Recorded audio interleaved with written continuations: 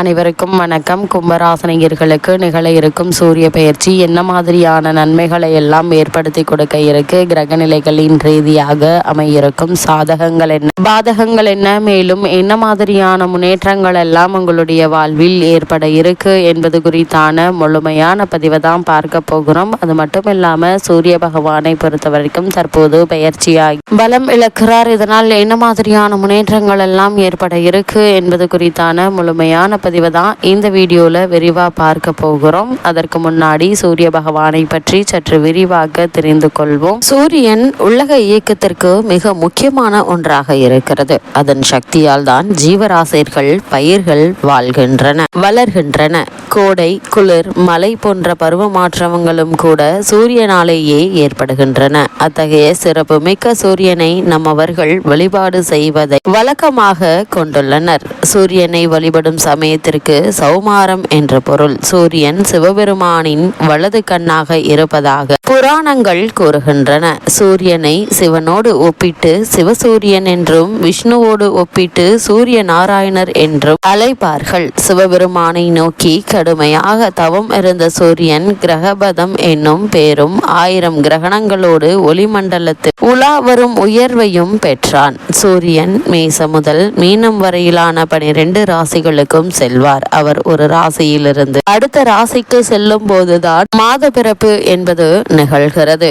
சூரியன் பச்சை நிறமுடைய 7 குதிரைகள் பூட்டிய தேரில் வலம் வருகிறார். அந்த தேருக்கு ஒரே ஒரு சக்கரம் தான் உண்டு. அந்த குதிரைகள் பூட்டிய தேரை ஓட்டுபவரின் பெயர் அருணன். அவருக்கு கால்கள் கிடையாது. இவர் திருமாலின் பெரிய திருவடி என்று போற்றப்படும் கருட பகவானின் அண்ணன் ஆவார். சூரியனின் ரதம் பொன்மயமானது. அந்த ரதத்திற்கு 5 ஆரங்களும் 3 நாபிகளும் உண்டு. 3 நாபிகளும் 3 காலத்தை குறிக்கும். சூரிய சக்கரத்தில் உள்ள 6 கட்டைகளும் 6 ருதுக்களை குறிக்கின்றன. சக்கரத்தின் மேல்பாகமும் கீழ்பாகமும் உத்ராணியம், தட்சியானியத்தை குறிக்கிறது. சூரிய பகவான் தன்னுடைய தேரில் 4 பட்டினங்களை சுற்றி வந்து காலை, மதியம், மாலை, அர்த்தராத்திரி என்ற காலங்களை உண்டாக்குகிறார். சூரிய பகவானை வழிபடும் விரதங்களில் மிக முக்கியமானது ரத சப்தமி. இது சூரிய ஜெயந்தி என்று அழைக்கப்படுகிறது. தை மாதத்தில் வரும் சப்தமியே ரத சப்தமி என்று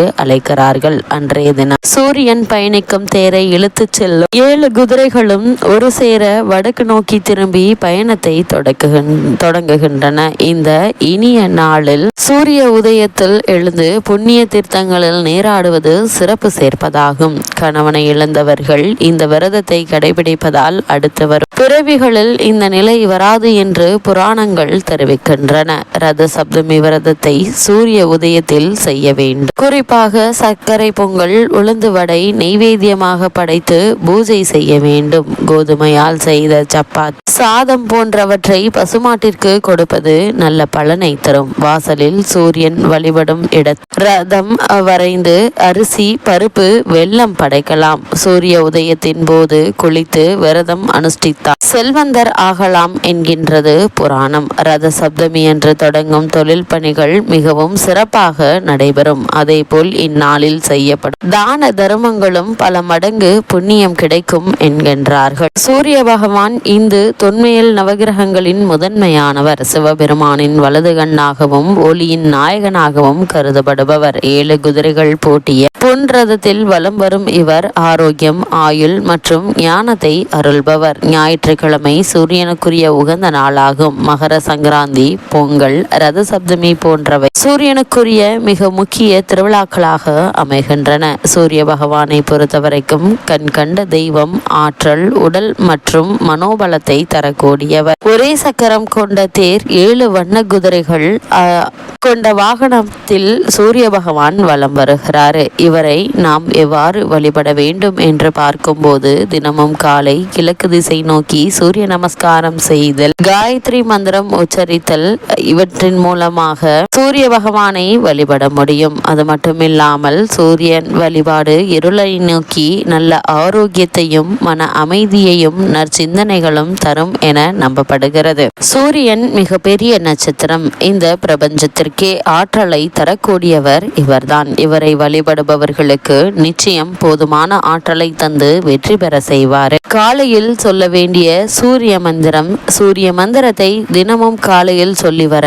மனம் மற்றும் உடல் பலத்தை பெறுவதோடு அனைத்து வித நோய்களும் நீங்கி நலம் பெறலாம். அதே போல தினமும் காலையில் நீராடிவிட்டு கிழக்கு திசை பார்த்து நின்று சூரியன் பகவானை பார்த்து 10 முறை சொல்ல அனைத்து நோய்களும் தீர்ந்து உடல் மற்றும் மனோபலம் பெறலாம். அது மட்டுமில்லாமல் சூரிய பகவான் விரதம் இருப்பவர்கள் காலையில் சூரிய உதயத்திற்கு முன் எழுந்து பிரம்ம முகூர்த்தத்தில் நீராட வேண்டும். பூஜை செய்யும் இடத்தை நன்கு சுத்தம் செய்து கொள்ள வேண்டும். அர்ச்சனைக்கு ஒரு தட்டை தயார் செய்து அதில் கொஞ்சம் அரிசி, குங்குமம், சிவப்பு நிற மலர்கள், ஏதேனும் ஒரு பழம் ஆகியவற்றை எடுத்து கொள்ள வேண்டும். விளக்கை ஏற்றி கொண்டு அதை சூரியன் உதிக்கும் திசையை நோக்கி வைத்து ஒரு சிறிய சொம்பில் வைத்திருக்கும் தண்ணீரை எடுத்து சூரிய பகவானை நோக்கி வழிபட்டு கொண்டு அந்த அர்ச்சனை தட்டின் மீது தீர்த்தம் போல தெளிக்க வேண்டும். பூஜை முடிந்தவுடன் நீங்கள் சாப்பிட வேண்டியது ஏதேனும் இனிப்பு வகையாக இருக்க வேண்டும். குறிப்பாக வெல்லம் சேர்த்து செய்யப்பட்ட இனிப்பை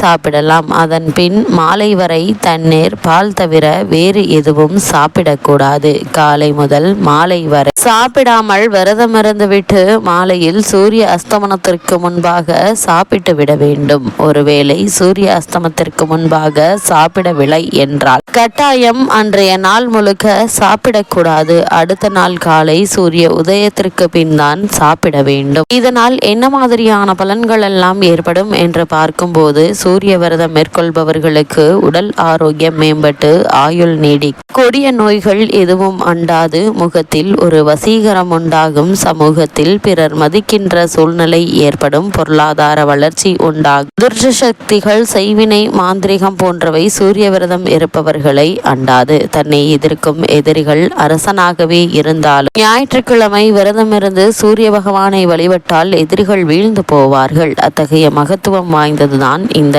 ஞாயிற்றுக்கிழமை சூரிய விரதம். இவ்வளவு மேன்மைகள் கொண்ட சூரிய பகவான் தற்போது பெயர்ச்சியாகி பல முன்னேற்றங்களை ஏற்படுத்துகிறார். அதாவது ராசியில் ராகு இருப்பதாலும் பூர்வ புண்ணிய இடத்திலிருந்து குரு அவரை பார்ப்பதாலும் ராகு கட்டுப்படுத்துவாருங்க. எனவே நீங்கள் எந்த விஷயத்திலும் ஜாக்கிரதையாக இருப்பது. பெரிய பிரச்சனைகள் வராது. பேச்சு திறன் அபாரமாக இருக்குங்க. பிறர் நம்பும்படியாக இன்னும் துணிச்சல் அதிகரிப்பதற்கான சாத்தியக்கூறுகள் இருக்குதுங்க. அது மட்டும் இல்லாம இத்தருணங்களை பொறுத்த வரைக்கும் தகவல் தொடர்புகளால் நல்ல முன்னேற்றம் கிடைக்கும். அதை வளர்த்து கொள்ளுங்க. 3ஆம் இடத்தில் சூரியனோடு புதன் இருந்த யோகத்தை ஏற்படுத்துகிறார். பேச்சுக்கு சமூகம் மதிப்பளிக்கும். குறுகிய தூர பயணம் லாபம் தரும் விதத்தில் அமைகிறதுங்க. நாளில் சுக்கிரன் இருப்பதால் சுகபோக வசதிகள் பெறக்கூடிய ஒரு தருணமாதான் இக்காலகட்டம் அமைஞ்சிருக்குது என்பதை கிரகங்களுடைய சஞ்சார நிலைகள் தெளிவாகவும் உறுதியாகவும் எடுத்துக்காட்டுது. அது மட்டும் இல்லாம மேலும் என்ன மாதிரியான விஷயங்களை நீங்கள் சற்று கவனமாக இருக்க வேண்டும்